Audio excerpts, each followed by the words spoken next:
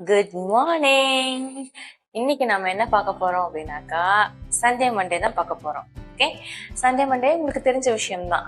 சூரியனை குறிக்கிற நாள் சண்டே, சந்திரனை குறிக்கிற நாள் மண்டே அப்படின்னலாம் சொல்லி 3 டே தான் மண்டே வச்சு அப்படிலாம் உங்களுக்கு சொல்லி கொடுத்துருப்பாங்க.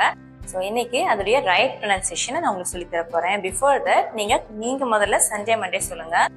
நீங்க எப்படி சொல்லுவீங்கன்னு நான் சொல்றேன், அப்படிதானான்னு பார்த்துக்கோங்க. Sunday, Monday, Tuesday, Wednesday, Thursday, Friday, Saturday. கரெக்டா இப்படிதான் சொல்லுவீங்க. சாட்டர்டே அப்படிதான் சொல்லியிருப்பீங்க. ஆனா கரெக்டான ப்ரொனன்சியேஷன் நான் இன்னைக்கு சொல்லித்தரேன். நீங்க எப்பவுமே இங்கிலீஷ் அழகா பேசுனீங்கன்னாக்கா தான் பாக்குறவங்க கேட்கறவங்க உங்களை வந்து நல்லா பேசுறீங்க இங்கிலீஷ் அப்படின்னு சொல்லி ஒரு இம்ப்ரெஷன் அவங்களுக்கு வரும். அதனால இன்னைக்கு நான் அதை சொல்லித்தரேன். ரொம்ப பேசிக் திங். ஓகே, ஸோ நம்ம அதை எப்படி சொல்றதுன்னு சொல்றேன். ஃபர்ஸ்ட் வந்து சண்டே கிடையாது, சண்டே. டே அப்படின்னு சொல்றோம் இல்லையா, அதோடைய டே அது ஸ்குரில்ல சொல்லுங்க. அது எப்ப சொல்லணும் அப்படின்னாக்கா டிஏஒய்னு வர முடியுது இல்லையா, அது எல்லாமே நீங்க டே சொல்றதுக்கு பதிலா டெய்னு சொல்லி பாருங்க.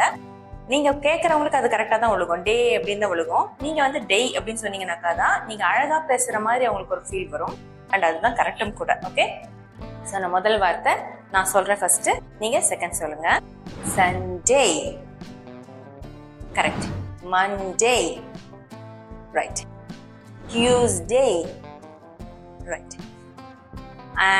பாத்தீங்களா அவுட்டு. இங்க வெனஸ்டேன்னு சொல்லிட்டீங்களா, அதை அப்படி சொல்லக்கூடாது. அது வென்ஸ்டே, வெட்னஸ்டே அப்படின்னு நீங்க எழுதினாலும் கூட அதோடைய ப்ரொனன்சியேஷன் என்னன்னு கவனமா கேளுங்க. Wednesday, Wednesday. ஓகே, ஒரு தடவை சொல்லுங்க. வென்ஸ்டே. இப்ப கரெக்ட். அடுத்தது தேர்ஸ்டே, தேர்ஸ்டே. நீங்க தேர்ஸ்டேன்னு சொல்றீங்க பாருங்க, த கிடையாது, அது th வரும்பொழுது சில இடத்துல th சவுண்ட் தான் கொடுக்கணும். ஹால் சேர்த்து சொல்றோம் பாத்தீங்களா, அது மாதிரி சொல்ல ட்ரை பண்ணுங்க, பழக்கத்துல வந்துடும். தேர்ஸ்டே வந்துடும் வந்துடும் வந்துடும்.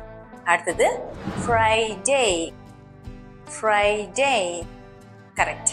அடுத்தது சாட்டர்டே, யா சாட்டர்டே அதெல்லாம் சொல்ல தேவையில்லை, சாட்டர்டே.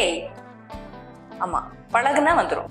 கேட்டுக்கோங்க, முதல்ல நம்ம கரெக்டான இங்கிலீஷை கேட்போம், அப்புறம் ப்ராக்டிஸ் பண்ணணும்னாக்கா கரெக்டா பேச ஆரம்பிச்சிருவோம். Okay, so the right word is Saturday.